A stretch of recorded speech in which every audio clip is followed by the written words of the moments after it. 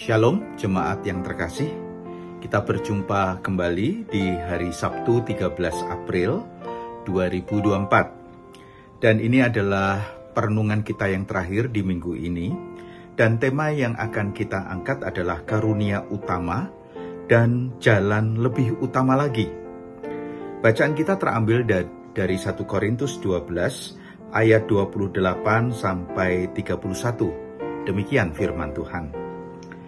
Dan Allah telah menetapkan beberapa orang dalam jemaat, pertama sebagai rasul, kedua sebagai nabi, ketiga sebagai pengajar, selanjutnya mereka yang mendapat karunia untuk mengadakan mujizat, untuk menyembuhkan, untuk melayani, untuk memimpin, dan untuk berkata-kata dalam bahasa roh. Adakah mereka semua rasul atau nabi atau pengajar? Adakah mereka semua mendapat karunia untuk mengadakan mujizat, atau untuk menyembuhkan, atau untuk berkata-kata dalam bahasa roh, atau untuk menafsirkan bahasa roh?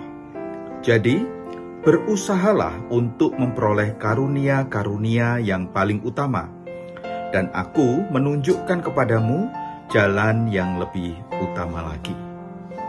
Demikian perenungan kita. Perenungan terakhir minggu ini kita akan menuntaskan 4 ayat terakhir di 1 Korintus 12. Ada beberapa hal penting yang perlu kita perhatikan. Sekalipun mungkin di antaranya sudah dibicarakan di perikop dan ayat sebelumnya. Justru di 4 ayat terakhir mendapatkan penekanan yang mengisyaratkan betapa pentingnya hal-hal tersebut.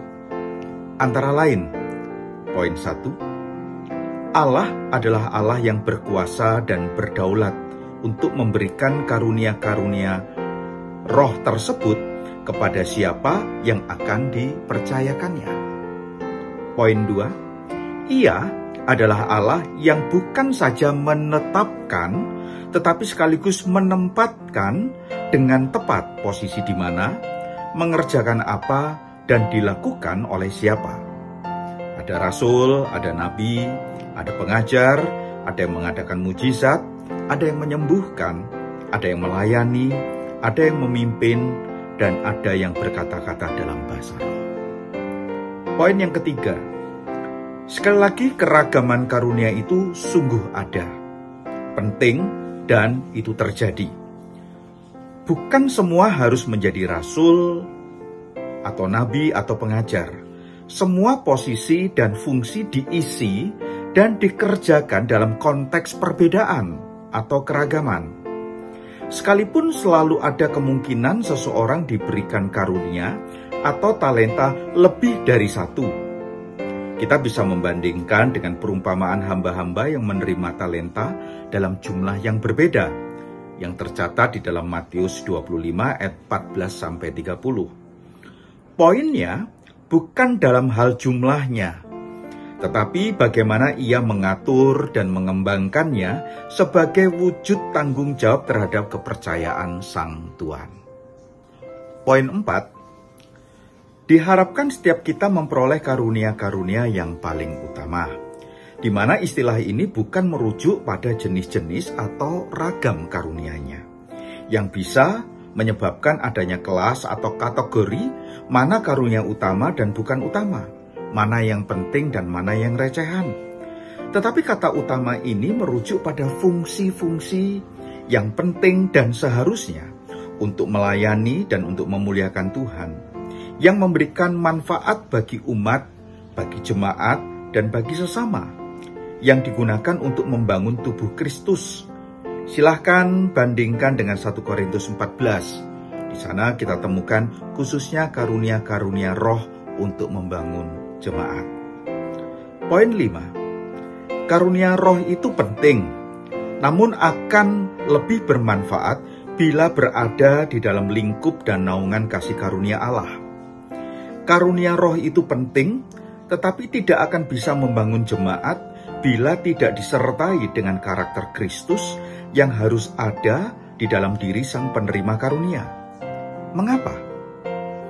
Karena setiap karunia harus dilakukan dalam segala kerendahan hati dan untuk meninggikan Tuhan, bukan untuk kesombongan, bukan untuk kecongkakan, apalagi untuk merendahkan orang lain dengan karunia-Nya.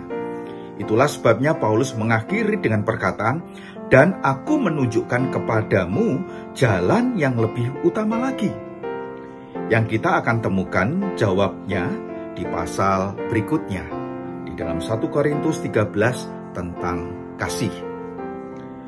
Poin berikutnya, kiranya Tuhan semakin meneguhkan bahwa setiap kita adalah anggota tubuh, dan sesungguhnya telah menerima karunia-karunia roh dalam keragaman, dan telah diikat menjadi satu dalam tubuh Kristus. Dalam satu roh, telah dibaptis menjadi satu tubuh, dan diberi minum dalam satu roh. Poin terakhir, mari kita kerjakan sebagai anggota tubuh dengan posisi dan fungsi masing-masing. Dan kiranya nama Tuhanlah yang ditinggikan dan dimuliakan. Nanti kita akan masuk di dalam doa-doa yang akan ditayangkan setelah kita bersama-sama akan masuk di dalam doa penutup. Mari kita berdoa. Ya Tuhan, kami berterima kasih untuk bahasan selama 1 minggu ini. Biarlah Tuhan boleh memberkati kami diberikan pemahaman yang cukup. Dan khususnya tatkala kami mencoba untuk menerapkan apa yang kami bisa kerjakan ketika kami menyadari kami berada di posisi tertentu dengan fungsi tertentu. Biarlah setiap kami sebagai anggota tubuh-Mu ya Tuhan, kami ini sungguh ya Tuhan boleh melakukan tugas tanggung jawab kami masing-masing. Dan tolong ingatkan kami, bukan saja kami saling menghargai, menghormati, tetapi biarlah kami juga terus diberikan berkat berupa karakter Kristus yang boleh menjadi bagian dalam diri kami, kasih yang boleh melingkupi kami, sehingga apapun yang Tuhan percayakan kami dapat kerjakan, kami dapat lakukan, dan nama Tuhanlah yang ditinggikan, dimuliakan. Di dalam nama Tuhan Yesus Kristus kami berdoa. Amin. Nanti kita akan berdoa bersama-sama dan silahkan mengikuti tayangan berikut. Tuhan memberkati.